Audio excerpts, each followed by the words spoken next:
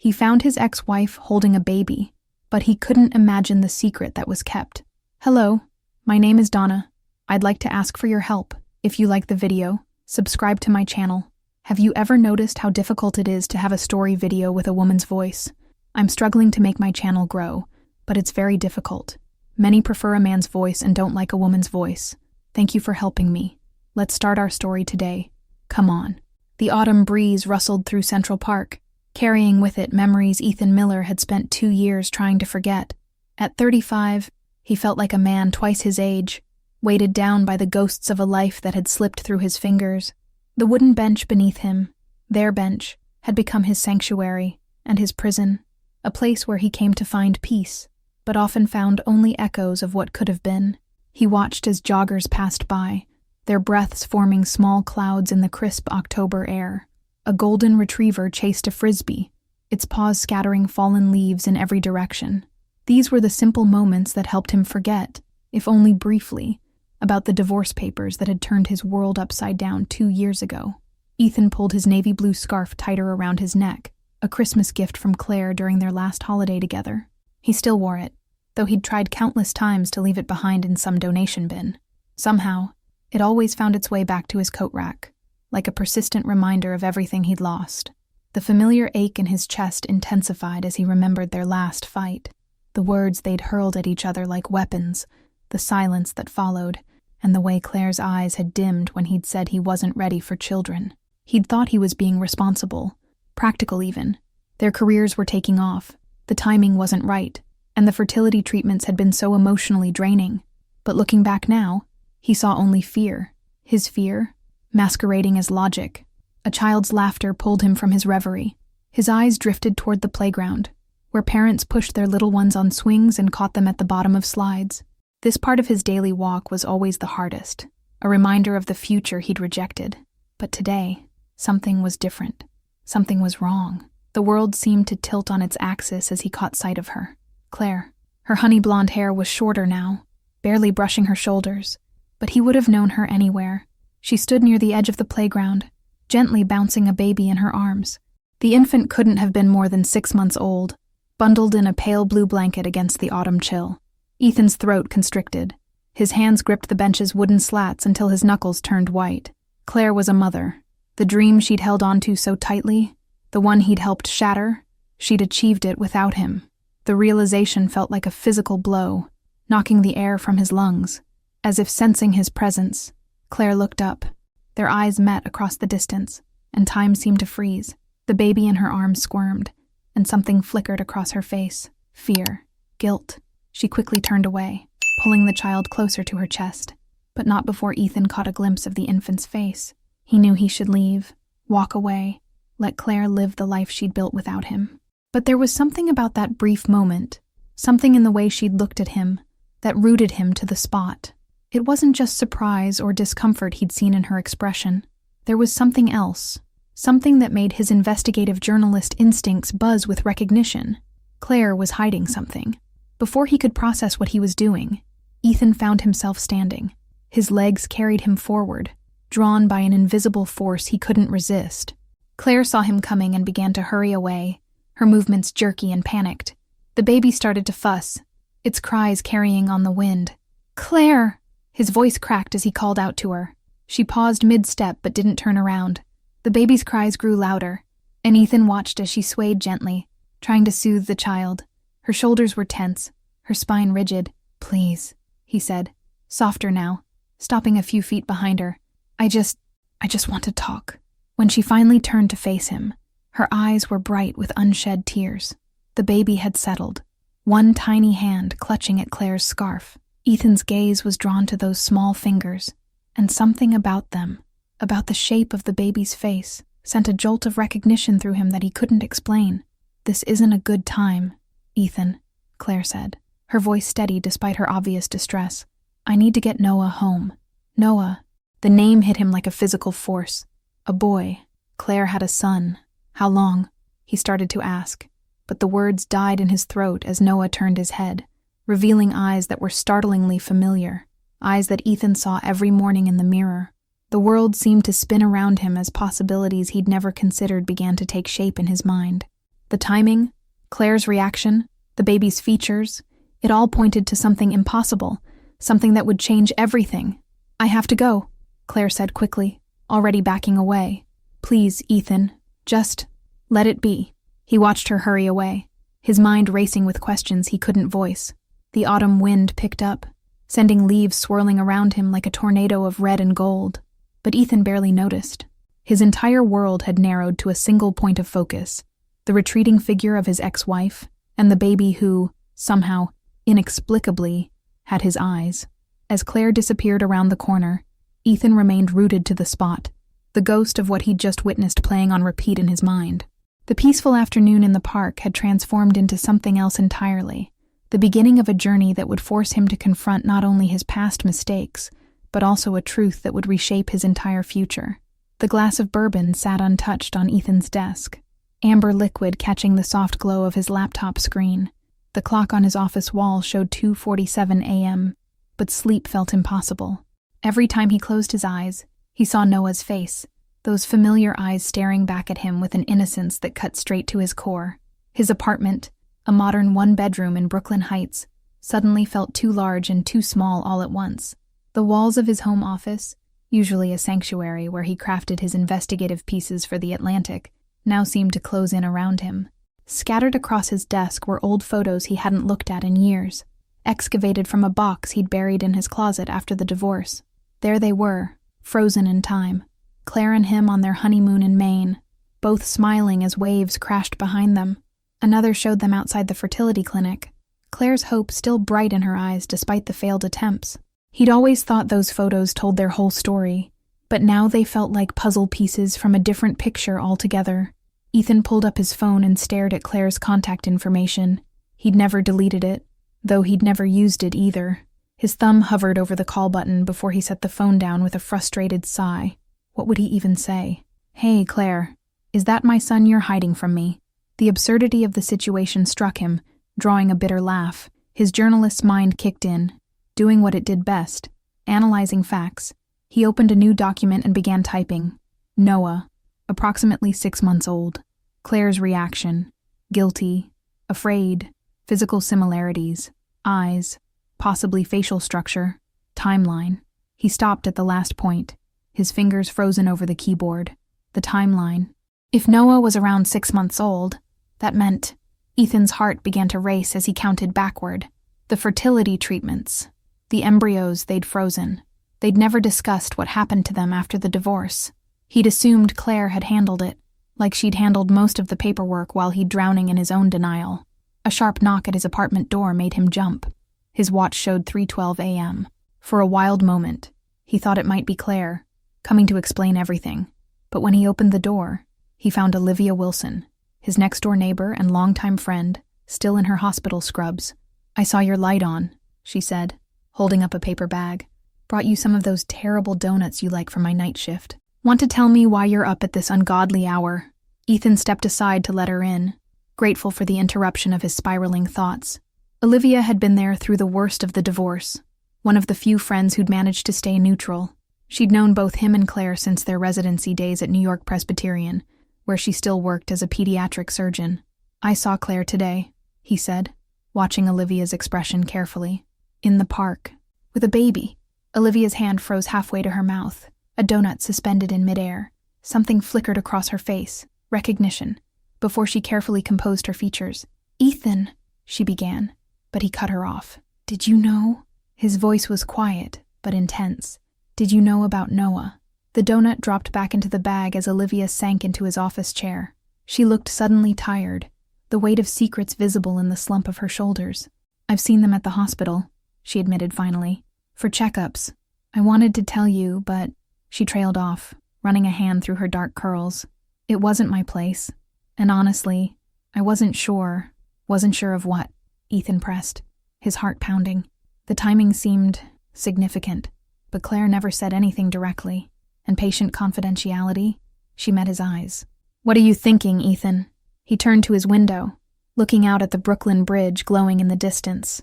"I'm thinking about the embryos we froze. I'm thinking about how Claire always wanted children, and how I was too afraid. I'm thinking about Noah's eyes, and how they're exactly like mine. Be careful, Olivia warned softly. Whatever you're planning, whatever you think you know, remember that there's a child involved now. And Claire, she had her reasons, Ethan, whatever they were. Did she? He turned back to face his friend. What reason could possibly justify keeping my own child from me? If that's what this is. You said no to children, Olivia reminded him gently. Multiple times. You were adamant about it. I said no then, when things were different, when I was different. Ethan ran a hand through his disheveled hair. But this, if Noah is my son, that changes everything. Olivia stood, gathering her things. At the door, she paused. Just don't go charging in like one of your investigations, okay? This isn't a story for the Atlantic. These are real lives, yours included. After she left, Ethan returned to his desk, the bourbon still untouched. He opened his browser and typed, "Legal rights frozen embryos after divorce, New York State." As search results filled his screen, he felt a familiar surge of determination, the same feeling he got when pursuing a story that needed to be told. But Olivia was right. This wasn't just another story. This was his life, Claire's life, and possibly, his heart squeezed at the thought, his son's life. Whatever truth lay at the end of this path, he needed to tread carefully. The reporter in him wanted facts, but the man he'd become in the 2 years since the divorce knew that some truths were more delicate than others.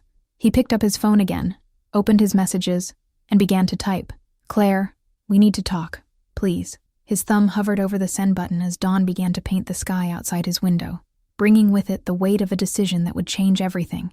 Claire's hands trembled as she placed Noah in his crib, her fingers lingering on his soft brown hair. The baby's peaceful breathing filled the nursery, a stark contrast to the chaos in her mind. The encounter with Ethan in the park had shaken her more than she wanted to admit.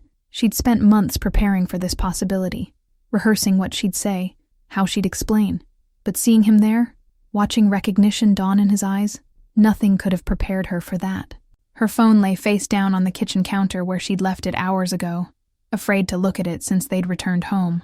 Now, in the dim light of Noah's star-shaped nightlight, she forced herself to check it. One new message from Ethan Miller. "Claire, we need to talk, please." 5 words.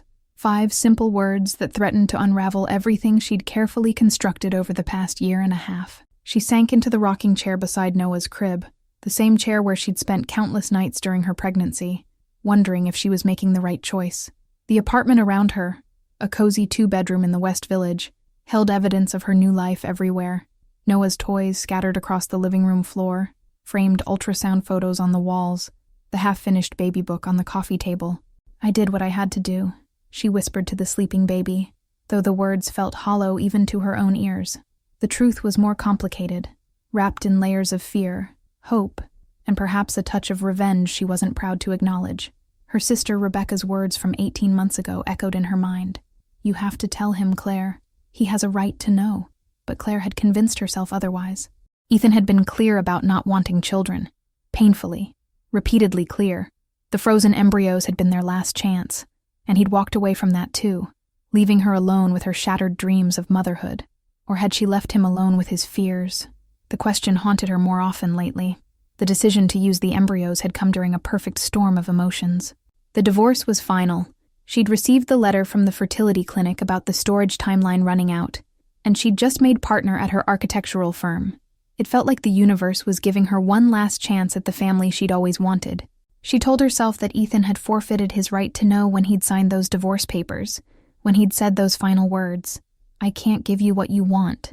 But now, watching Noah sleep, his tiny chest rising and falling, she saw pieces of Ethan in every feature, the way he furrowed his brow when concentrating, the slight dimple in his left cheek, those eyes that had sealed their fate in the park today. He was his father's son in so many ways. Her phone buzzed again. A second message from Ethan. "I'm not angry. I just want to understand." A bitter laugh escaped her lips. Not angry. How could he not be angry? She'd used their frozen embryos without his knowledge or consent. She'd hidden his child from him for months. She'd made choices that affected 3 lives without giving him a voice. The baby stirred in his crib, and Claire held her breath until he settled again. She reached for the small box she kept on the highest shelf of Noah's closet, hidden behind extra diapers and blankets. Inside were the papers from the fertility clinic, including the consent forms she'd agonized over. She'd forged Ethan's signature, a moment of desperation she'd justified by telling herself he'd already signed away his rights to their future when he'd rejected the idea of children. Her phone lit up with a third message. "I'm at Riverside Park, our old spot. If you want to talk." Claire glanced at the clock. 11:43 p.m. She should ignore it, wait until morning, approach this with a clear head. But she knew Ethan. He'd stay there all night if he had to, just like he used to during their residency days when they'd meet after late shifts, sharing coffee and dreams on that worn wooden bench. She called Rebecca, who lived just 2 floors down. Her sister answered on the first ring, as if she'd been waiting for the call. "He knows, doesn't he?" Rebecca asked without preamble. "Not everything. Not yet." Claire's voice cracked. "Can you watch Noah? I need to talk to him." "Of course. But Claire," Rebecca paused. "Remember what I said when you decided to do this. The truth always finds its way out. Maybe this is your chance to tell it on your own terms." 20 minutes later, Claire stood in front of her hallway mirror, checking her appearance one last time. She looked tired, older than her 34 years. The weight of secrets had taken its toll. She kissed Noah's forehead, inhaling his sweet baby scent, and whispered, "I'm doing this for you, little one. Everything has always been for you." But as she stepped into the cool night air, her heart pounding with each step toward Riverside Park, she wondered if she'd been lying to herself all along. Had she really done this for Noah? Or had some part of her, buried deep beneath layers of justification, done it to maintain her last connection to the man she'd never truly stopped loving? The park loomed ahead, and with it, the moment of truth she'd been avoiding for 18 months. She could see Ethan's silhouette on their bench, illuminated by the soft glow of street lamps. He was hunched forward, elbows on his knees, in the same position she'd found him in countless times when he was wrestling with a difficult case. Claire took a deep breath, steeling herself for the conversation that would change everything. The truth was about to come out, and with it, the possibility of either redemption or complete destruction of whatever fragile connection still existed between them. The midnight air hung heavy between them as Claire approached the bench. Ethan didn't turn around, but his shoulders tensed, acknowledging her presence. The Hudson River whispered nearby, its dark waters reflecting the city lights like scattered stars. This bench, their bench, had witnessed countless conversations during their residency. Celebrations, arguments, dreams shared over cheap coffee. Now it would hear the hardest conversation of all. "You came," Ethan said quietly, still looking straight ahead. His voice carried none of the anger she'd expected, just a bone-deep weariness that made her chest ache. Claire remained standing, her arms wrapped around herself against more than just the autumn chill. "I couldn't not come," she replied. "Not after today." Finally, he turned to face her. The lamplight caught the silver threading through his dark hair at the temples. When had that happened? Had the stress of their separation marked him as deeply as it had marked her? "Noah," he said, testing the name. "You named him Noah, after your grandfather." The words slipped out before she could stop them. Ethan's head snapped up, his eyes meeting hers with an intensity that made her take a step back. "So he is mine." It wasn't a question, but Claire nodded anyway. Ethan let out a long breath, running his hands over his face. "How? When?" "The embryos were still in storage." Claire forced herself to sit beside him, though she left enough space for another person between them. "The clinic sent a letter about the storage timeline expiring. I had to make a decision." "You had to make a decision," Ethan repeated, his voice taking on an edge. "And you decided to create a child, my child, without telling me." "You made your decision 2 years ago," Claire shot back, old pain rising to the surface. "You said, and I quote, 'I can't be a father. I won't bring a child into this mess.' Remember that conversation, Ethan? Because I do. Every single word. That was different. We were falling apart, Claire. Everything was toxic between us. I couldn't what? Face your fears? Deal with the responsibility?" She stood up abruptly, pacing in front of the bench. "You were always so sure about everything else in your life, your career, your investigations, uncovering everyone else's truths. But when it came to us, to building a family, stop." Ethan's voice cracked. "Just stop. You're right. I was scared. Terrified, actually. But this," he gestured between them, "using our embryos without telling me, hiding my son for months. How is that any better than what I did?" Claire's legs gave out, and she sank back onto the bench. "It's not," she whispered. I know it's not. I told myself I was protecting him, protecting both of us, but maybe I was just punishing you, or holding on to the last piece of our life together. I don't know anymore. Silence stretched between them, broken only by the distant sound of traffic and the river's constant movement.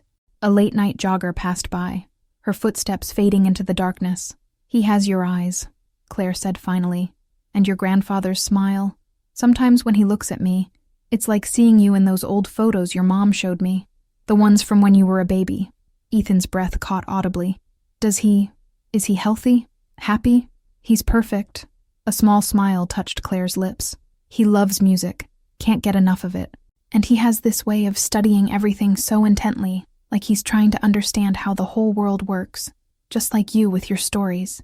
I want to know him, Ethan said, his voice firm but gentle. I have a right to know my son, Claire. I know. She pulled out her phone, fingers trembling slightly as she pulled up a photo. This was last week. He just discovered his feet. He's fascinated by them. Ethan took the phone, and Claire watched as his face softened, years of hurt and anger melting away as he looked at his son. Noah was lying on a playmat, dressed in blue overalls, his tiny hands gripping his feet while he smiled at the camera with pure joy.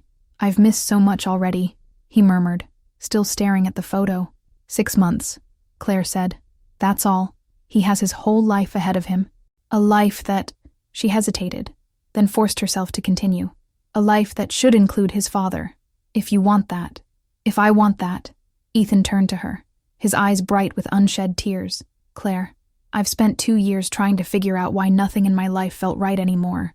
I threw myself into work, took on the most demanding stories, traveled to avoid being in our old neighborhood, but something was always missing. And now there's Noah, Claire finished softly. Now there's Noah, he agreed. But Claire, we need to talk about how this happened. The legal implications alone. I know. She pulled the folded papers from her pocket, the ones she'd been carrying since the day in the park. Knowing this moment would come, I have everything here. Including, she swallowed hard, including where I forged your signature on the consent forms. Ethan took the papers but didn't open them.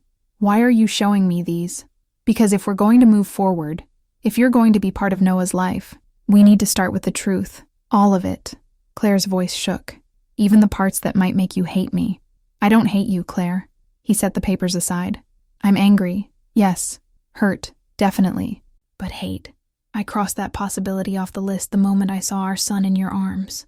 A sob caught in Claire's throat. What do we do now?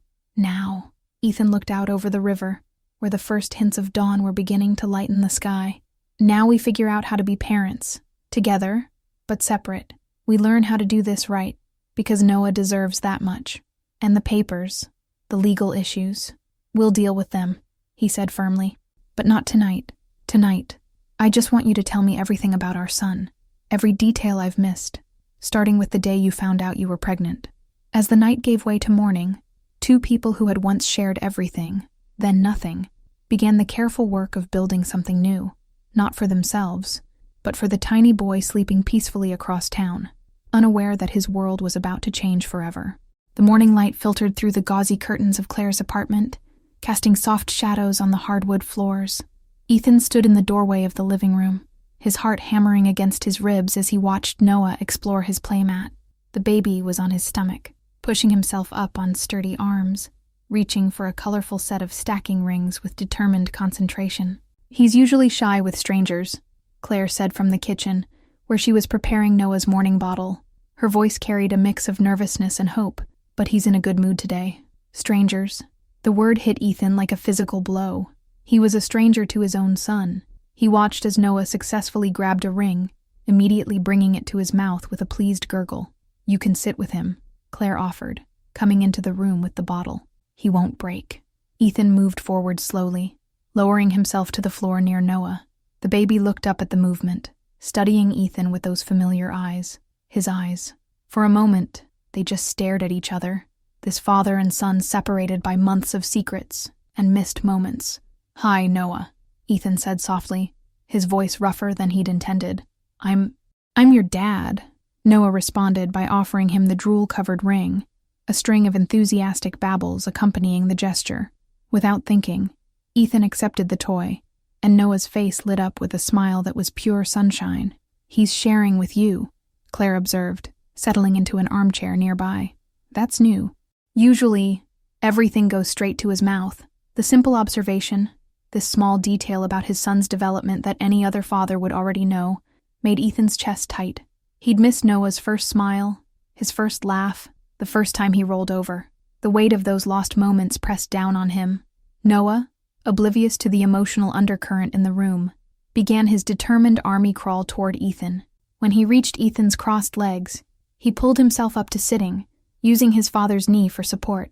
His small hand patted Ethan's jeans, exploring the texture. "Watch out," Claire warned, but it was too late. Noah had already grabbed Ethan's house keys from his pocket, triumphantly waving his prize. "He's quick," Ethan chuckled, carefully extracting the keys before they could reach Noah's mouth. The baby's face scrunched up in disappointment, threatening tears. "Here," Claire passed him a teething ring from nearby. "Trade." The exchange was successful. Crisis averted. Noah settled himself more comfortably against Ethan's leg, contentedly gumming his new toy while maintaining his grip on his father's jeans.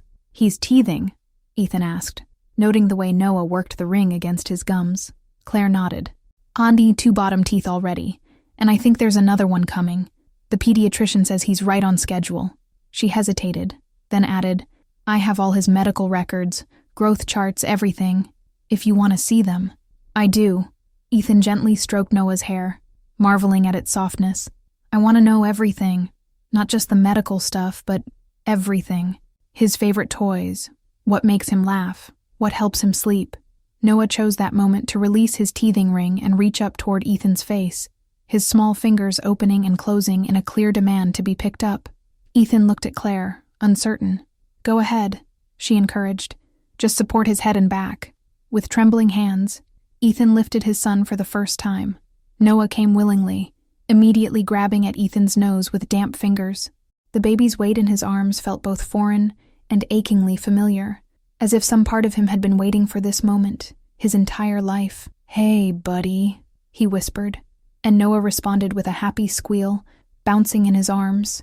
The movement caused him to lose his balance, and he fell forward, his forehead bumping against Ethan's chin. Instead of crying, Noah laughed, delighted by this new game. Claire moved to the couch, giving them space while staying close enough to supervise. "He's fearless," she said. "The pediatrician says she's never seen a baby so determined to move, to explore.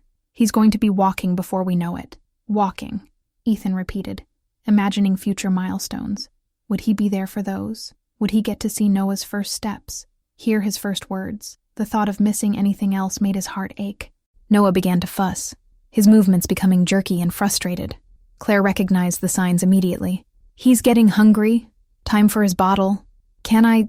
Ethan started to ask, then faltered. "Feed him," Claire finished. "Of course." She showed him how to position Noah in the crook of his arm, how to hold the bottle at the right angle. Just let him set the pace. As Noah settled into feeding, his small hand wrapping around Ethan's finger on the bottle, the world seemed to narrow to just this moment. The morning sun painted patterns on the floor. Claire's quiet presence on the couch provided a strange comfort, and in Ethan's arms, his son took sustenance from him for the first time. "I'm filing for partial custody," he said quietly, not looking up from Noah's face. "Not to hurt you, Claire, but because I need this. I need to be his father. Really be his father, not just a visitor." The silence that followed was heavy with unspoken fears and possibilities. Finally, Claire spoke, her voice steady despite the tears in her eyes. "I know. I've already talked to my lawyer. We can work out the details, figure out a schedule that puts Noah first." Noah released the bottle with a content sigh, milk dribbling down his chin. Without thinking, Ethan wiped it away with his thumb, the gesture feeling somehow ancient and new at the same time. "He needs to be burped," Claire said, starting to rise, but Ethan shook his head. "Show me how," he asked. "I need to learn everything, Claire. No more missing moments." As she demonstrated the proper technique, guiding his hand to pat Noah's back, Ethan made a silent promise to his son. He would make up for lost time, would be present for every moment he could from now on. The past couldn't be changed, but the future, their future, was just beginning. The law office of Patricia Rodriguez occupied the 15th floor of a sleek Manhattan building, its floor-to-ceiling windows offering a view of Central Park that Ethan barely noticed. He sat in one of the leather chairs facing Patricia's desk, acutely aware of Claire's presence in the chair beside him. Between them, a manila envelope contained the fertility clinic documents, evidence of both Claire's deception and Ethan's biological connection to Noah. "Let me be clear," Patricia said, her reading glasses perched on the edge of her nose as she reviewed the papers. "The forged consent forms create significant legal exposure. Claire, you understand this could result in criminal charges if Ethan chooses to pursue them." Claire's knuckles turned white as she gripped the armrests of her chair. "I understand." "I'm not pressing charges," Ethan interjected quickly. "That's not why we're here." Patricia leaned back in her chair, studying them both. At 60, she'd handled enough family law cases to know when there was more beneath the surface. "Then why are you here?" "We need to formalize a custody agreement," Ethan explained. "Something that protects everyone's rights, mine, Claire's, and most importantly, Noah's." The past week had been a crash course in fatherhood for Ethan. He'd spent every free moment at Claire's apartment, learning Noah's schedule, his preferences, the small signs that indicated hunger or fatigue. Each new discovery about his son felt like a precious gift and a painful reminder of what he'd missed. "Claire retains primary physical custody," he continued, glancing at his ex-wife. "But I want legal joint custody and a structured visitation schedule. We've already started working out the details." Claire pulled out a notebook where they'd sketched out a preliminary arrangement. "We thought 3 days a week to start, including one overnight once Ethan's apartment is properly set up for a baby, and alternating holidays." Patricia reviewed their notes, her expression neutral. "This is unusually amicable, given the circumstances, but there are complications we need to address. The fertility clinic, for one, they'll need to be notified about the forged documents." "Will they press charges?" Claire's voice trembled slightly. "They could. More likely, they'll conduct an internal investigation and review their protocols." Patricia removed her glasses. "But that's not what concerns me most. Claire, your architecture firm's partnership agreement has a morality clause, doesn't it?" The color drained from Claire's face. "Yes. If this becomes public, if the forgery comes to light, you could lose your partnership. Everything you've worked for." Ethan felt the room tilt. He hadn't considered the professional implications for Claire. Despite everything, the thought of her losing her career, her stability, made him physically ill. "There has to be another way," he said. "Some way to protect Claire while still establishing my rights as Noah's father." Patricia was quiet for a moment, tapping her pen against the desk. "There might be. It would require some creative legal work, and absolute trust between the two of you." She looked at them pointedly. "Do you have that? After everything?" Claire and Ethan exchanged glances. The question hung heavy in the air between them. "I trust him," Claire said finally. "Even after everything.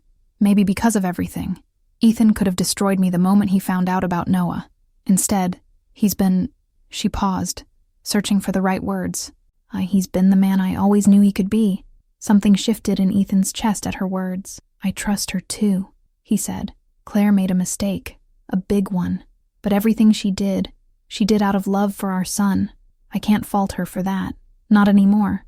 Patricia nodded slowly. "All right, here's what we can do. Instead of filing the existing documents, we create new ones. Retroactive agreements that show the embryo usage was consensual, but poorly documented. It's not perfect, but it protects Claire while establishing Ethan's parental rights." "Is that legal?" Claire asked. "Legal enough. The goal is to secure what's best for Noah while preventing unnecessary destruction. Sometimes justice is better served by healing than punishment." As Patricia outlined the details of their approach, Ethan's phone buzzed. He glanced down to see a new photo from Rebecca. Noah in his high chair, covered in pureed carrots, wearing a grin that could light up the darkest room. He showed the photo to Claire, and for a moment, they shared a smile that felt like a bridge across the chasm of their past. This was what mattered. Not the legal documents, not the complicated history between them, but the little boy who needed both his parents whole and present in his life. "There's something else," Ethan said, turning back to Patricia. "I want to set up a trust for Noah, something that guarantees his future regardless of what happens with custody arrangements or other complications." Patricia raised an eyebrow. "That's generous." "It's not generosity, it's responsibility. I've missed 6 months of his life. I can't change that, but I can make sure he never lacks for anything going forward." Claire touched his arm lightly, the first voluntary contact she'd initiated since their night in the park. "Ethan, you don't have to." I want to. He cut her off gently. Let me do this, Claire. Let me be his father in every way I can. The rest of the meeting passed in a blur of legal terminology and signing documents. As they left Patricia's office, the late afternoon sun painted the city in shades of gold. They stood awkwardly on the sidewalk, neither quite ready to part ways. I'm meeting Rebecca to pick up Noah, Claire said. Would you like to come? He seemed to really enjoy the peekaboo game you invented yesterday. Ethan smiled, remembering Noah's delighted squeals. I'd like that. And maybe we could discuss the nursery setup for my apartment. I want to make sure everything's perfect before his first overnight stay. As they walked toward the subway, matching their pace without thinking, Ethan felt something settle in his soul. The legal complications weren't fully resolved, and their path forward would have its challenges. But with every step, every decision, every moment spent with Noah, they were building something new from the ashes of their past. Not the family they'd once imagined, but one that might, in its own way, be even stronger for having been broken and reformed. Ethan stood in what had been his home office, now stripped bare except for moving boxes stacked against the wall. The afternoon light streamed through the windows, illuminating dancing dust motes and the fresh coat of pale blue paint drying on the walls. In the corner, a partially assembled crib waited like a puzzle he couldn't quite solve. You're holding the instructions upside down, Olivia pointed out, reaching over to flip the paper in his hands. She'd shown up an hour ago with coffee and an unexpected expertise in baby furniture assembly. And that piece you're holding goes on the other side. Ethan sighed, running a hand through his hair. How do people do this? There are so many pieces, so many things that could go wrong. What if I miss something crucial and the whole thing collapses? We're still talking about the crib, right? Olivia gave him a knowing look as she expertly clicked two rails together. Maybe not entirely. Ethan sat back on his heels, surveying the room. Every surface seemed to hold some new item that simultaneously thrilled and terrified him.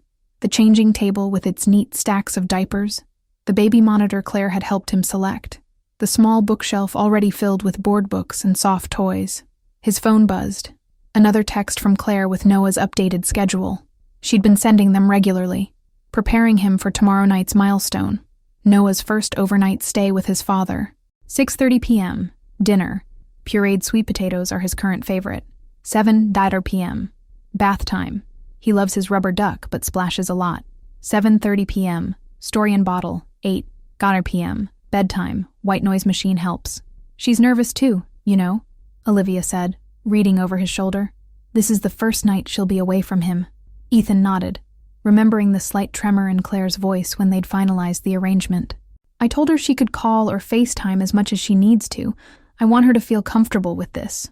A knock at the door interrupted them. It was the delivery he'd been waiting for, a rocking chair identical to the one in Noah's nursery at Claire's apartment. The delivery men positioned it by the window, where the view of the Brooklyn Bridge stretched across the horizon. Smart choice, Olivia commented after they left. On keeping things consistent between both homes, Claire suggested it. Ethan ran his hand along the smooth wood of the armrest. She said familiar objects will help him feel secure, no matter which house he's in. He paused, then added quietly, I've been practicing the lullaby she sings to him. Olivia stopped her work on the crib, turning to face him fully. You're doing well, you know that. Most new fathers have 9 months to prepare. You're trying to cram it all into a few weeks, while also making up for 6 months of absence, Ethan added, the familiar guilt creeping in. He moved to the small dresser they'd finished assembling earlier, opening a drawer filled with carefully folded onesies and tiny socks. Sometimes I look at all this stuff, and it hits me all over again. I'm someone's father. I have a son who needs me to know what I'm doing. No parent knows what they're doing at first, Olivia assured him. You learn as you go. The important thing is that you're trying. But what if trying isn't enough? The question that had been haunting him finally spilled out. What if I'm not cut out for this? What if the reason I said no to children before wasn't just fear, but some deep-down knowledge that I'd be terrible at it? Olivia set down her screwdriver and walked over to him. I've watched you with Noah these past few weeks. You know what I see? A man who checks the temperature of his son's bottle 3 times because he read about the importance of getting it exactly right. Who spent an entire afternoon baby-proofing every square inch of this apartment. Who lights up every time Noah reaches for him or smiles at him. That's not someone who's terrible at being a father. That's someone who's terribly in love with his child. Ethan's vision blurred slightly. I am, you know, in love with him. It happened so fast, like something clicking into place that I didn't even know was missing. That's called being a parent. Olivia smiled, then gestured to the half-finished crib. Now, are we going to get this done, or is Noah sleeping in a drawer tomorrow night? They worked in companionable silence for a while, the room slowly taking shape around them. Each completed task felt like another step toward making this space, and himself, ready for Noah. The crib finally stood sturdy and complete, the mobile of stars and moons Claire had chosen dancing gently above it. As evening approached, Olivia left him with a hug and a reminder to try to get some sleep. Alone in the nursery, Ethan settled into the rocking chair, testing its smooth motion. He pulled out his phone and opened the latest video Claire had sent. Noah, attempting to pull himself up on the coffee table, his face a picture of determination. The baby in the video looked up at the camera and broke into a wide, gummy smile. And Ethan felt that now familiar surge of love and terror. Tomorrow night, that smile would be here, in this room. Those tiny hands would explore these walls. That little voice would fill this space with its babbles and laughs and maybe even cries. He'd spent 2 years running from the possibility of fatherhood, and now here he was, surrounded by evidence of its reality. The irony wasn't lost on him, but as he sat in the growing darkness, rocking gently and listening to Noah's happy gurgles through his phone speaker, he realized something. He wasn't running anymore. For the first time in his life, he was standing still, making room, creating space for something, someone, bigger than himself. His phone buzzed with a new message from Claire. Just finished Noah's bath. Want to say goodnight to Daddy? A FaceTime request followed, and suddenly his screen was filled with his son's wet-haired, pajama-clad form, reaching toward the phone with curious fingers. Hey, buddy, Ethan said softly. I can't wait to show you your new room tomorrow. I think you're going to like it here. Noah responded with a string of enthusiastic babbles, and in that moment, Ethan knew, whatever challenges tomorrow brought, whatever mistakes he might make, this was exactly where he was meant to be. The handoff happened at 6 o'clock. Claire arrived with Noah, and what seemed like half of his nursery, the familiar blanket, his favorite stuffed elephant, extra clothes, diapers, wipes, bottles, and a detailed list of instructions that rivaled Ethan's longest investigative articles. His teeth have been bothering him, Claire explained, bouncing Noah on her hip as Ethan took the bags. The teething gel is in the front pocket of the diaper bag. If he gets really fussy, there's a frozen teething ring in the— Claire, Ethan interrupted gently. We went over everything twice yesterday. I have your list, the pediatrician's number, and Olivia on standby. We're going to be okay. She nodded, but her arms tightened around Noah. The baby, picking up on her tension, began to fuss. Hey, little man, Ethan said, reaching for him. Want to see your new room? Noah went to his father willingly, immediately grabbing for Ethan's nose, his new favorite game. The simple gesture seemed to break something in Claire. She pressed a kiss to Noah's head, inhaling his baby scent one last time. I'll call before bedtime, she whispered, her voice thick, just to say goodnight. Of course, Ethan touched her arm lightly. He's going to be fine, Claire. I promise. She nodded again, gathered herself, and left quickly. Through the apartment's front window, Ethan watched her stop on the sidewalk, one hand pressed to her mouth. Then she straightened her shoulders and walked away, every step seeming to cost her something precious. Well, buddy, Ethan said to Noah, who was now attempting to eat his father's shirt collar. It's just you and me now. The first hour went smoothly. Noah was delighted by his new room, crawling from toy to toy with enthusiastic determination. Ethan followed him around on hands and knees, watching in amazement as his son discovered each carefully chosen item. Dinner, however, proved more challenging. The sweet potatoes Claire had prepared ended up mostly on Noah's face, in his hair, and somehow on the ceiling. Ethan made a mental note to ask about her apparently magical ability to get food into their son's mouth, rather than everywhere else. Okay, new strategy, he announced, wiping Noah's face for the third time. How about we make this a game? He picked up the spoon and began making airplane noises, complete with swooping motions. Noah watched, fascinated, then opened his mouth like a baby bird.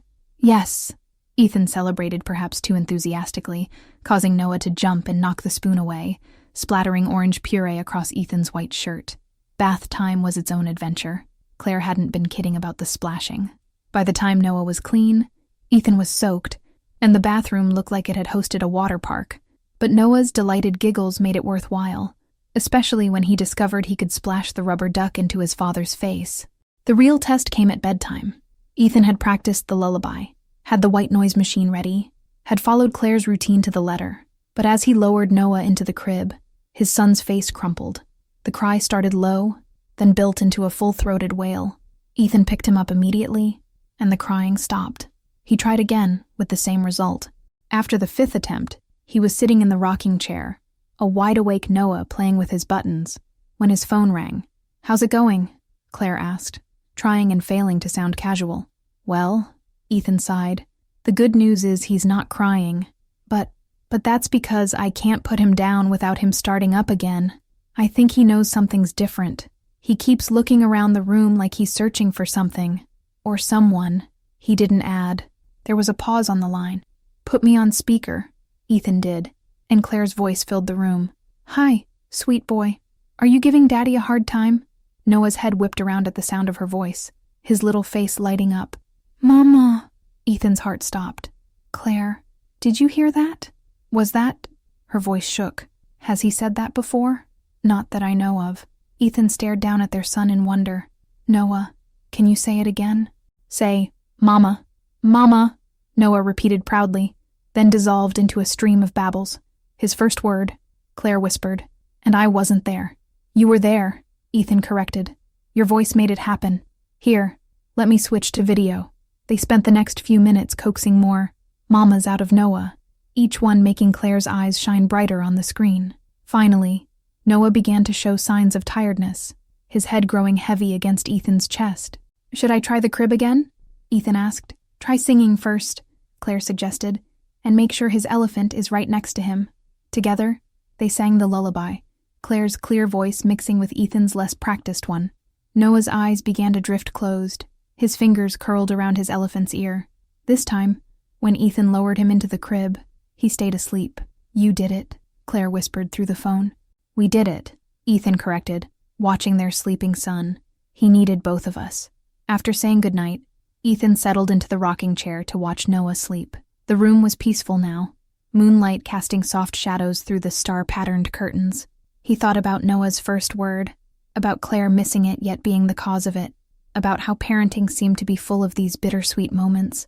Around midnight, Noah stirred and whimpered. Ethan was there before the whimper could become a cry, picking him up and settling back into the rocker. "It's okay, buddy," he murmured. "Daddy's here." Noah sighed in his sleep, one small hand gripping Ethan's t-shirt.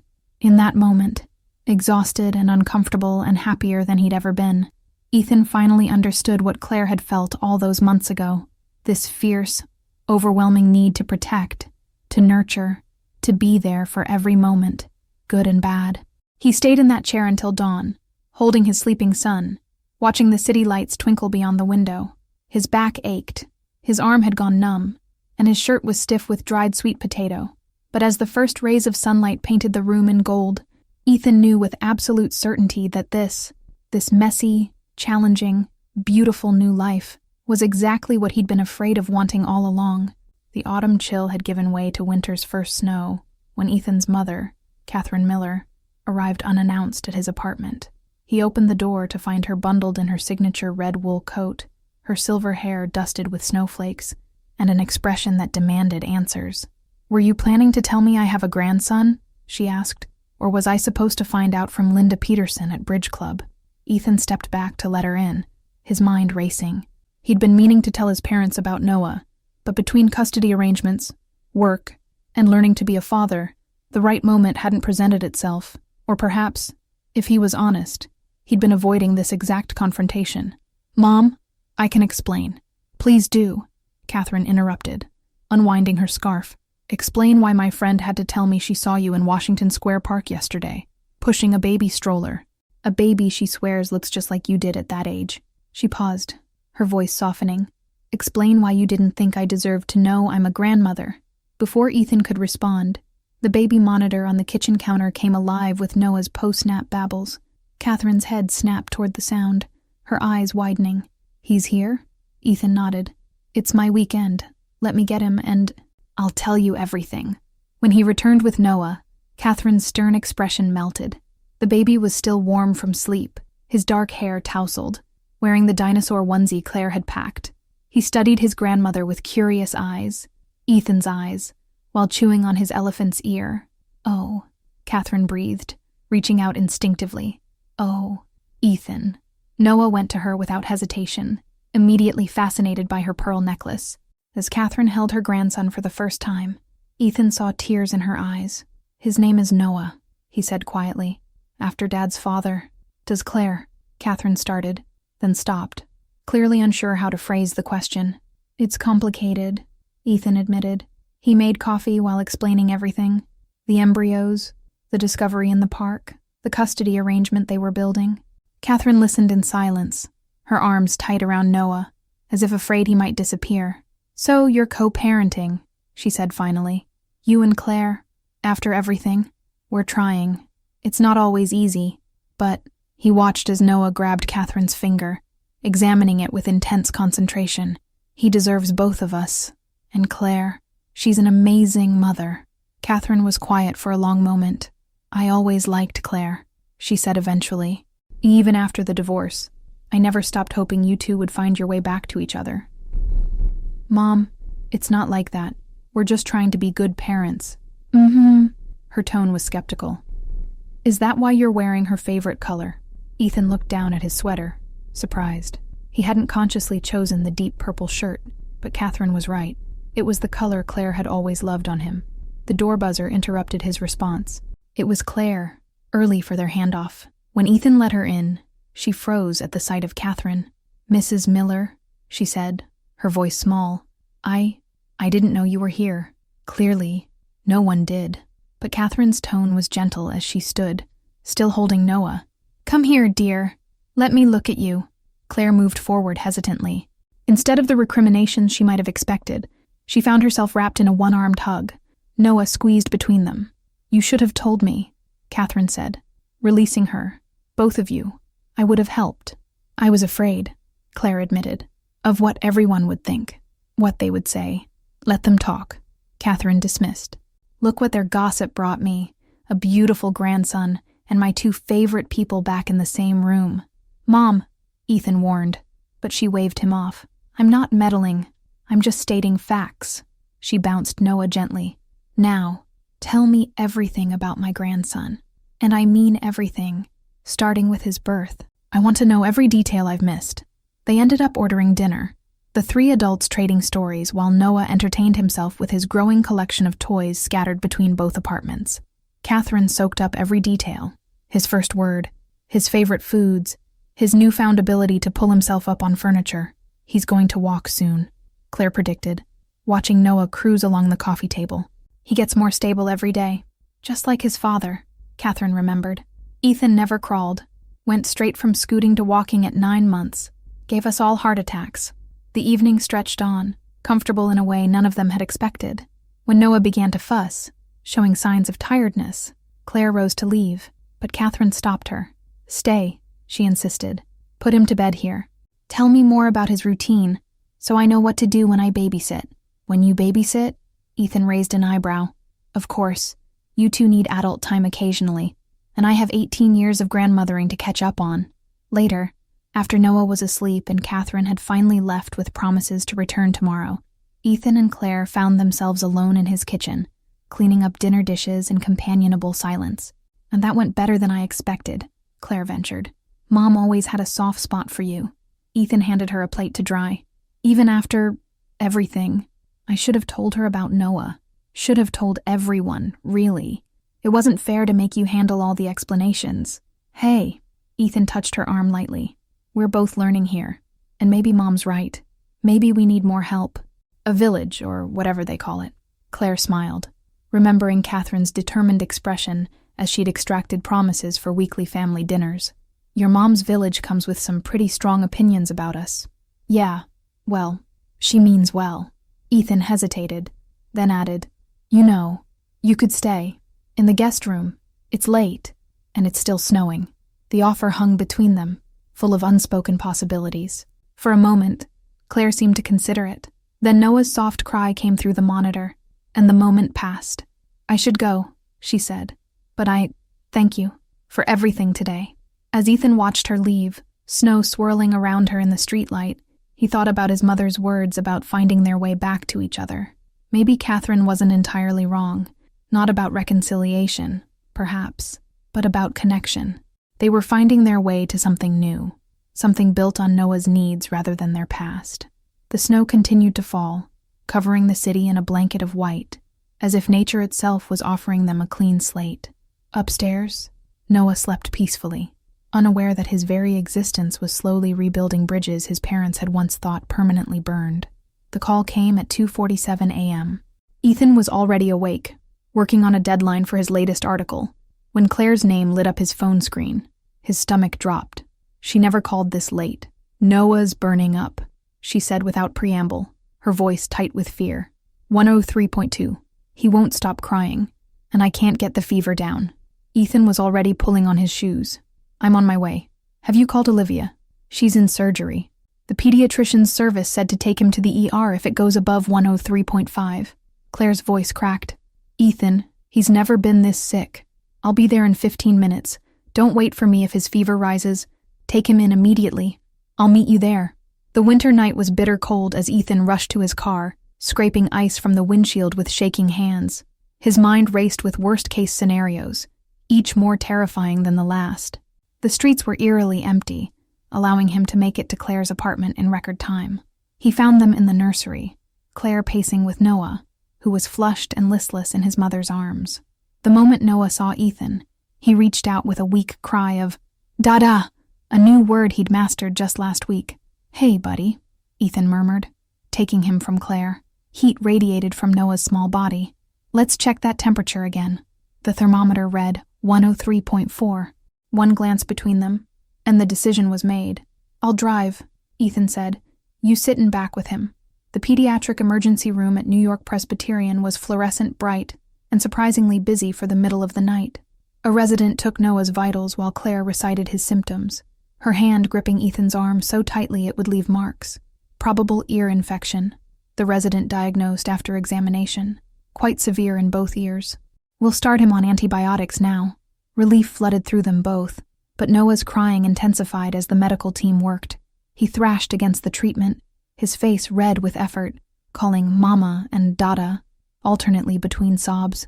"I'm right here, sweet boy," Claire soothed, while Ethan held their son still for the nurse to insert an IV line. The three of them huddled together on the narrow hospital bed, Noah finally settling into exhausted sleep between his parents.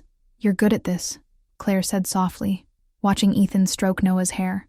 "Being here, being calm. I was falling apart before you arrived." "No, you weren't. You knew exactly what to do." He looked at her across their sleeping child. "You're an incredible mother, Claire." "I don't think I've ever properly told you that." She met his eyes, and something electric passed between them. Recognition, perhaps, of how far they'd come from that day in the park. Outside, snow began to fall, casting strange shadows through the hospital windows. "Do you ever wonder?" Claire started, then stopped herself. "Wonder what?"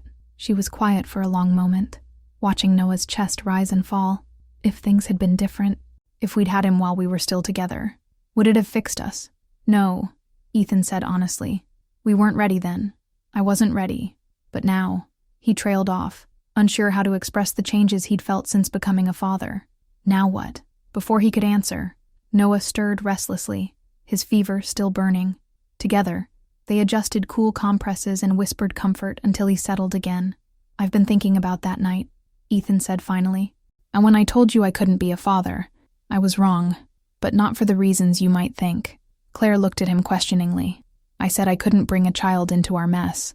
But the truth is, I was scared of turning into my father, of being absent, of putting work first, of failing my child the way he failed me." He swallowed hard. "What I never understood was that being afraid of failing just meant I cared enough to try." "Ethan," Claire's voice was soft. "Your father left. You came running at 3 a.m. because our son had a fever. You're nothing like him. Our son." The words hung in the air between them, heavy with meaning. Noah stirred again, and this time his eyes fluttered open. The medication was starting to work. His temperature had dropped to 102.1. "Hey, sweetheart," Claire cooed, relief evident in her voice. "Are you feeling a little better?" Noah's response was to grab for both their hands, holding them together over his chest as he drifted back to sleep. Neither parent pulled away. "I don't regret it," Claire said suddenly. "Using the embryos without telling you, that was wrong, and I'll always be sorry for that. But having Noah, even alone, even knowing it might cost me everything, I could never regret that." "I know." Ethan squeezed her hand where it lay under Noah's. "And I don't regret finding out, even though it wasn't how either of us planned it, even though it's complicated and messy and sometimes really hard. He's the best thing that's ever happened to me." To us, the snow fell harder outside, creating a quiet cocoon around their small family. Dawn was breaking by the time Noah's fever finally broke. The doctor cleared them to go home, with antibiotics and strict instructions for follow-up care. In the hospital parking lot, they hesitated.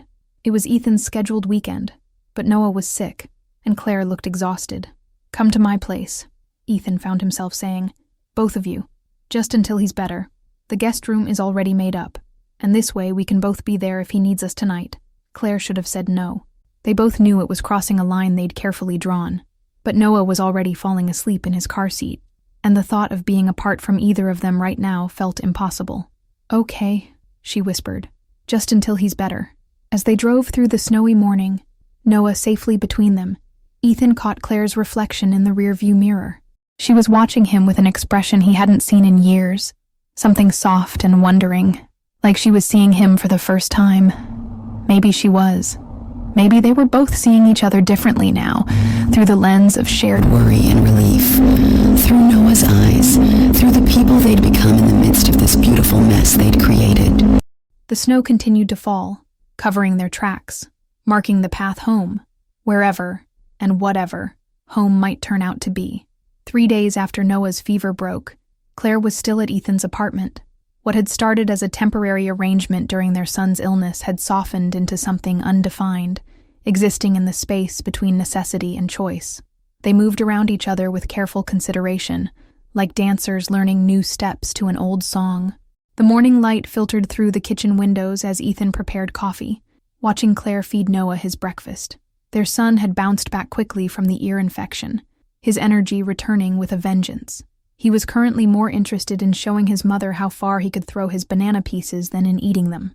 "Noah Alexander," Claire warned, catching a piece of fruit mid-flight. "Food is for eating, not throwing." Ethan smiled at the middle name, his father's name, a choice Claire had made during his absence that somehow felt right. He brought her coffee, made exactly as she liked it, a habit his hands hadn't forgotten. "I have that meeting with the editorial board at 11, he reminded her, clearing away the banana casualties. "Should only take an hour or so." Claire nodded, successfully navigating a spoonful of yogurt into Noah's mouth. "And we'll be fine. Rebecca's coming over to help me pack up our things anyway." The words hung in the air, acknowledgement that this interlude was ending. They needed to return to their careful custody schedule, their separate lives. It was the right thing to do, the responsible choice. So why did it feel like loss? Noah solved the moment by upending his sippy cup, prompting both parents into action with paper towels and wet wipes. Their hands brushed as they cleaned up the mess, and Claire pulled back as if burned. "I should get dressed," she said quickly, lifting Noah from his high chair. "Come on, sweet boy, let's get you changed." Ethan watched them go, Noah babbling, Mama up," as they disappeared down the hallway. The past few days had been both wonderful and torturous. Having them here, playing at being a real family, knowing it was temporary. His phone buzzed with a text from Olivia. "How's the patient? And how's that other condition we discussed?" He typed back, "Noah's fine. The other thing is complicated." 3 dots appeared immediately. "Complicated? You still love her?" Ethan stared at the message for a long moment, before closing the app without responding. Love wasn't the issue. Or maybe it was the whole issue. He'd never stopped loving Claire. Not really. But love hadn't been enough before. Why would it be enough now? The sound of splashing from the bathroom interrupted his thoughts. Noah's delighted squeals mixed with Claire's laughter, the sounds of ordinary joy that had filled his apartment these past days. He followed the noise to find them in the midst of Noah's morning cleanup, his son creating a minor flood while Claire attempted to wash his face. "Dada!" Noah reached for him with wet hands. "Up! Oh no," Claire laughed, intercepting the dripping baby. "Let's dry you off first, little fish." Ethan leaned against the doorframe, taking in the scene. Claire's hair was falling from its messy bun, her borrowed t-shirt, his t-shirt, damp from Noah's splashing. She looked beautiful in the way that only absolute comfort can create, and his heart ached with the rightness of having her here. "What?" she asked, catching his expression in the mirror. Nothing," he said quickly. "Just, this is nice." Claire's hand stilled on the towel she was using to dry Noah. "Ethan, I know," he interrupted. "I know we can't, that this isn't—" He ran a hand through his hair in frustration. "I just want you to know that, having you both here, it's been nice." She met his eyes in the mirror, and for a moment, he saw everything they'd been dancing around reflected there. Longing, fear, possibility. Then Noah squirmed free of the towel, demanding attention, and the moment passed. "Rebecca will be here soon," Claire said softly. "We should get Noah dressed." They moved through the morning routine together, packing diaper bags and gathering scattered toys. Each item returned to its bag felt like another brick in the wall they needed to maintain, another step back toward their separate corners. The doorbell rang just as Noah was showing off his newest trick, standing unassisted for a few seconds before plopping down on his padded bottom. Rebecca's arrival sparked a flurry of activity, bags being gathered, plans being confirmed. "You'll bring him to my place on Friday?" Claire asked, adjusting Noah's hat. 3:00, Ethan confirmed. After his nap, Rebecca watched this exchange with poorly concealed interest, her eyes darting between them like she was following a tennis match. As they prepared to leave, Noah reached for Ethan with a plaintive "Dada stay" that nearly broke him. He gathered his son close, breathing in his baby shampoo scent. "I'll see you soon, buddy. Be good for Mama." Claire lingered in the doorway after Rebecca had taken Noah downstairs. "Thank you," she said, "for everything these past few days." "Claire." Ethan stepped closer, close enough to see the flecks of gold in her green eyes. "We need to talk about this. About us." "There is no us," she said, but her voice wavered. "There's just Noah, and what's best for him. And what if what's best for him is having both his parents figure out why they can't seem to stay away from each other?" Claire's breath caught. "Ethan, please, we can't. I can't." "Can't what?" "Be honest about what's happening here. About how right it felt having you both here. About how every time you smile at our son, I remember all the reasons I fell in love with you in the first place." "Stop." She pressed her hands against his chest, but didn't push him away. "We tried once. It didn't work. We're different people now," he said quietly. "Parents, partners, even if not the conventional kind. Maybe we needed to break apart to come back together, right?" Claire looked up at him, tears gathering in her eyes. "I'm scared," she whispered.